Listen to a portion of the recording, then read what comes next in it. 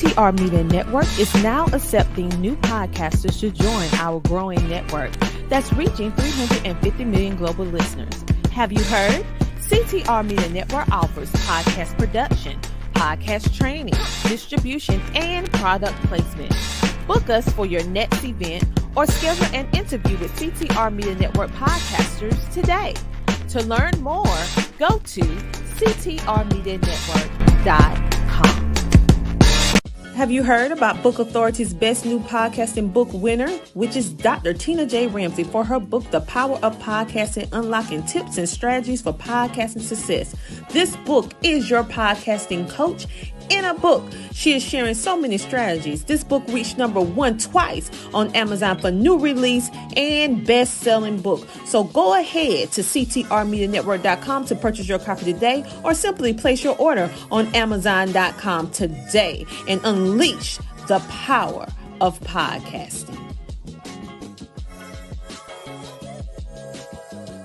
Life happens. We in South Carolina. Hurricanes happen. You never know. So, things happen. Life happens. So just being patient and don't feel like you're seeing everyone else publishing and writing.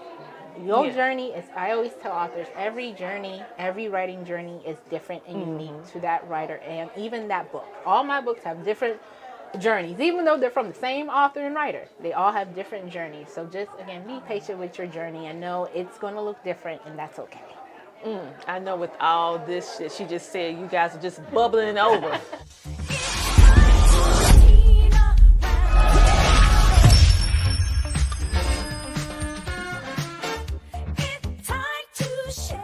Hello, everybody. My name is Dr. Tina J. Ramsey, the host of the Tina Ramsey Show and podcast, powered by CTR Media Network. And we are live at LitCon, South Carolina, presented by Blue Impressions Publishing by the amazing CEO, Lena Webb. And so we are giving you a bird's eye view of some of the featured authors here at this first ever history-making conference that give authors the limelight. So over here to my left, I have another amazing author that I want you to get to know just a little bit better. So can you share a little bit about yourself, your background, and what is the overall viewpoint about your book? Yes, so hi. Nice to see you and happy to be here. My name is Winifred Tato. I am a indie published author and book publisher as well, so I publish authors and writers, and I write predominantly in fantasy, and this is my first book baby in my God Scion series called Child of Tempus. The 5th book is coming out next month, so I'm super excited about that. And a little bit about myself: I've been writing and creating artwork since I was a little baby, and I've always had a love for literature, and I've always had a love for the writers and the stories that they create, and really wanted to start creating my own. And when I had the opportunity and the knowledge to do so, I was so grateful, and I got to do it and continue to do something I love and also help others showcase and do what they love too.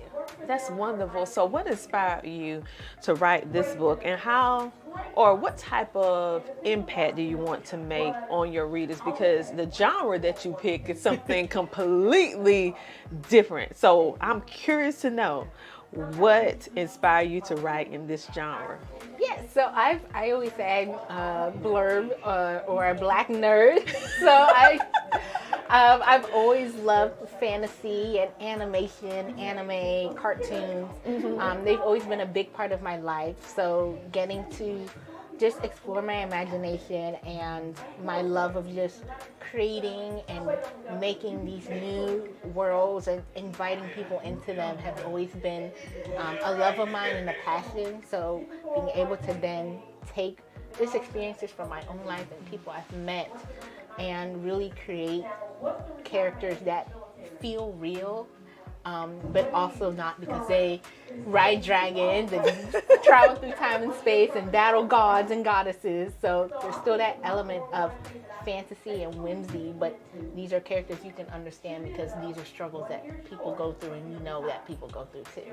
You know what? When I think about the way that you describe your book, many times as adults, we lose our imagination, we lose our spark of fantasy creation. We might still fantasize about something that's realistic, but to go into the world of the imagination, we usually lose it. So to find that you wrote something like this and you are a young adult, it's gratifying to know that you still tap into that inner child, to be able to get into that imagination, because creativity births so much.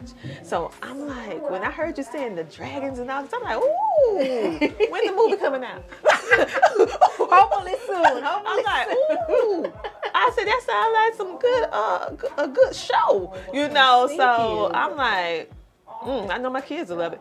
But listen, I'm meeting so many great authors, and what you guys doing, and I have been around a lot of different authors, but this group right here, the creativity and the different shift of perspective on something that may have already been done, but it's completely in a way that you never thought about, and the fact that I'm meeting authors that writing about stuff that I never thought, you know, and so, or I never heard in a local vicinity, you know, of people writing. So I'm like, okay then, girl, I like that. So as a featured author here at LitCon, this event is presented, of course, you already know, by Blue Impressions Publishing. So what aspect of this event was you looking most forward to?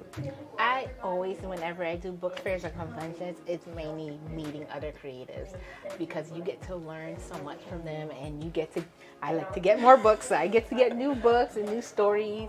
And, you know, when you meet a new author, they tell you their experiences and they help you and guide you, and you can do the same for them. So it's always meeting new people, new authors, and getting advice and sharing advice, and, you know, sharing sometimes fun memories, and getting to see them again in another event and be like, oh, I remember you from LitCon. So that's probably my most favorite thing when I am doing events, is getting to just meet new people and share experiences with them. You know what? That's a good perspective. So when you think about your book and your uniqueness about your book, what are your goals for how your audience that picks up your book going to interact? So what's the goal? My goal is for them to always connect to the characters. A lot of my readers always tell me, they're like, oh, I love this character. They remind me of my parents, or they remind me of my little sister. They remind me of me. And so I love that, because my biggest thing is just community and connection. So if a reader is connecting to the story and connecting to the characters, then I'm doing right. Mm-hmm. You know, I want you to read, like, again, fantasy, you have to imagine the impossible, or imagine things that aren't, in some cases, real or aren't here anymore. Mm-hmm. And being able to still ground it for you to understand, okay, yes, this character can grow wings from their back and fly and go back in time, but also you understand he's struggling because he has really terrible parents, and he has a rough childhood and struggles with connecting with his siblings and having a good relationship with them. And a lot of people understand that and can connect to that too. So always having that sense of human nature and ways of how we connect and respond to things has always been my forefront for readers, to really both enjoy the story and also what I aim to do for them. You know, when I'm listening to you describe your book and the characters, it's part fantasy, but part reality. Yeah. Because at the base, at the foundation of it, is that we can relate to these characters, even though they might have fire coming out of their eye, you know? Yeah. But hey, they went through a hard breakup, or maybe they're adopted and they just found out. Yeah. You know, various different things that make it, you humanize fantasy. Yes, that's what you did. Yes, you humanized it. Yes. Wow. Okay. That's the whole master plan. You did, because I don't know, growing up in the South, we were taught to be afraid, you know. Yep. Taught to be afraid of something, but you humanized it and made it in a way that is relatable and fun. Yep. Because I'll tell you, we need some fun in our life sometimes. Oh, yeah. So when I think about LitCon and meeting all of you amazing authors, what is your aim when you think about the uniqueness and the insight of your particular book and the life? So how should I say it? Do this book have any essence of you? Oh yeah, definitely. I think the biggest thing is I can even show a little. In the backs, I design and draw different parts of the book. So like I said, I'm an artist, so I also create the work that's inside the novels, and each book has different concept drawings, maps, things about the characters, things about the world building. I love world building, so I always add that in the books. And it's all in a little index just for the reader to better understand the world and explore the people and the cultures that I've built inside of it. So that's my biggest part, because I love world building. I love learning history, lore, and culture. So being able to also share just little bits with readers that they can also learn more about these characters and connect more to them on that grander scale of fantasy, and seeing how magic works and seeing how the different relationships of the different countries and their politics works too.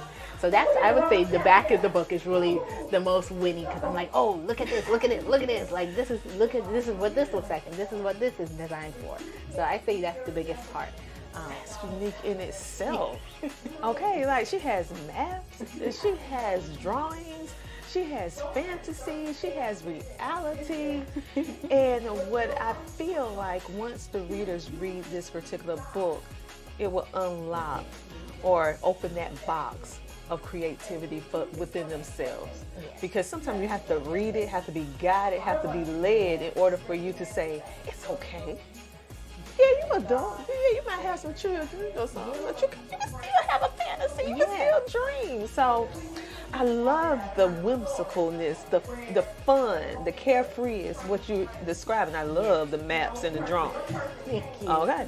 Now I mean, because you don't get that in every book. Most of the time it's just words. Yeah. So for people who are visual, yes, this will the best of both worlds. the best. Okay, so you can get that visual, you can get the reading, and for those of you that need a little extra, that's what it is. This book right here. Okay, so when I think about, you said that you was an indie author. What's the difference between an indie author and a traditional author? So indie just means independent, meaning everything you do it by yourself. So that starts from editing to publishing, promoting, marketing, design. Now, again, when I say everything, that means you might find an editor, but you're the one who's paying out of pocket for it. Versus, like for my authors under my publishing company, I'm the one who do the work. Yeah. Of course, with the team. So it's not just me doing everything. No, nothing would get done. But it's a team of people versus indie. It's you're managing how things work, and you're planning it out. And you have that freedom that, you get to see how long it's going to take you to write, how long you don't have a deadline or anything. But the downside to that, or the negative, is that, again, you are making those initial investments. And sometimes you may not see those returns as quickly as you want, or sometimes, sadly, for some people, you don't see them for a couple of years. But the whole point is that this is your choice, and you get to see your book how you want it. So whatever is put in there, whatever is put on the outside, the inside, how it's marketed, that is all navigated by you. So that's the whole, because again, it's independent. It's about being indie, independent, having the choice to make the book however you want, however you like. So again, I'm an indie author, but now I have people who are like, I don't want to do that. So I do that part for them. Yeah, so I always tell my authors, I'm like, well, if you ever decide to, they're like, Winnie, we're not doing indie nothing.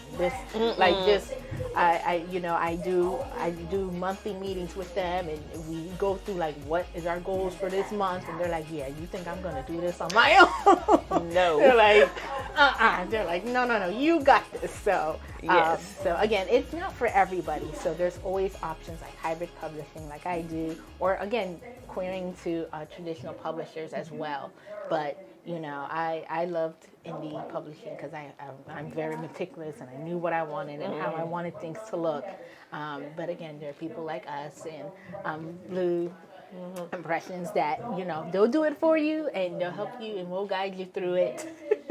Well, I tell you like this, it makes perfect sense why you want, I would say, executive control over the creativity of your book, because you can draw. You are creative. Yes. You know how to write. You're a writer. So it makes sense, but most of us, we're just getting our words to paper, getting it from the brain to the paper, and we're like, and I got to draw too? No. So it makes sense, the reason why you're doing it, and it fits for you. And I love that you're taking your gift and realizing that it's not necessarily something that someone else want to do, but you're providing assistance for the one. So they can still get their pen to paper. Yes. So what key advice would you give to a new inspiring author, whether they want to be indie or whether they want to get some help in the beginning, regardless? I would say my biggest thing is you're going to need patience.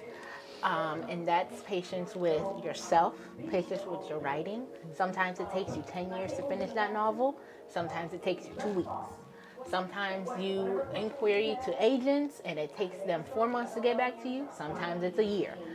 You know, patience with yourself, patience with the process. Because you can be an indie author and you can do everything yourself. You can make the book cover, you can edit yourself, you can market yourself, and do it all in 2 weeks.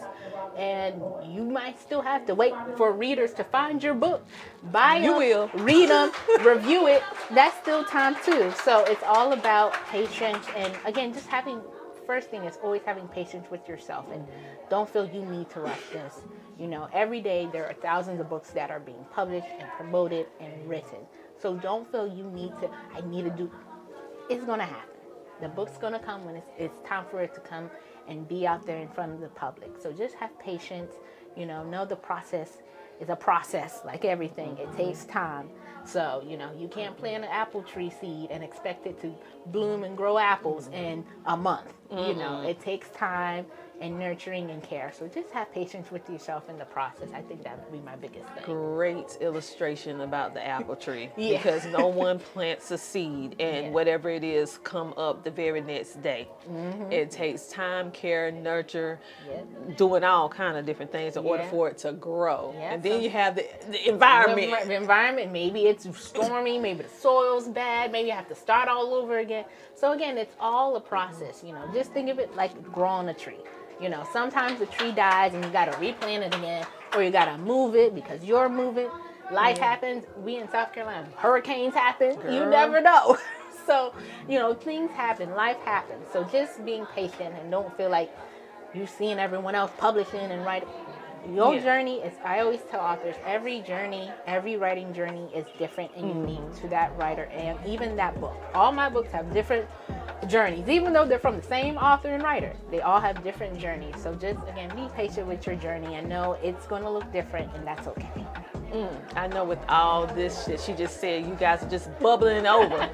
Like, you're probably saying, will she give us a little small excerpt or tell us a little sentence or a chapter? So could you give us a little small sentence or something that one of the characters quoted to make them go buy this book? Yeah, so one of my favorite quotes that I use so much within the series and just especially this book is "Long Live the King." And it is, I don't want to give no spoilers, but you'll see why I say that, because a lot of the characters, most of them, is about royal families. So again, these are royal families I made up, so nothing based in this world, but I'm not trying to have no problems with nobody. But these are royal families, and there is power struggles. There is struggles with morality and mortality, and Long Live the King is not just about a male man who rules. It's about the whole essence of the family and longevity and generational trauma, and seeing how that lives through different aspects of people's lives and how they treat each other. And another thing I say a lot too with the book is that you see the characters who are from the same parents, grew up in the same house, but have completely different childhoods. Wow. Yeah. So and I always say, like, these characters, even though you have same parents, you can still have a different childhood from your sibling. And you get to see that, and you get to see how they interact and react to what happened to them. Even though, again, they all went through the same things, but it was all different for everybody. So again, Long Live the King is, not just about this male figurehead who rules, but more of just the family who rules and the rules that they abide by, whether that be the trauma they've gone through, whether that be the destruction they bring to other families, to themselves, to their own loved ones. So biggest thing I always, in every book, I always say, long live the king, because, we were trying to see which king, whether it be emotional state, mental, physical, that is trying to live in the story. I tell you what, I can see this being a Disney movie. Okay. And I'll go watch it with my family. Yes. Come on, Disney. Yes. Hulu. Netflix. All of them. All of them. Okay, so tell people how they can get this captivating book. Yes. Take them on an adventure. Yes, so you can visit either of my websites, winsbooks.blog at winsbooks.blog or winsbookspublishing.com, where I have all books of the God Scion series, including the 5th book that's coming out next month, August 2nd. That book is called The Viper's Bloodline Awakened. So I love, my favorite thing is always making the book cover names or titles. Those are my favorite things. So again, all of these books, even though they are fantasy themed, they all have a dynamic about family that plays into it. So the first book is about again, what I said earlier, having same parents, having the same childhood, but experiencing things differently.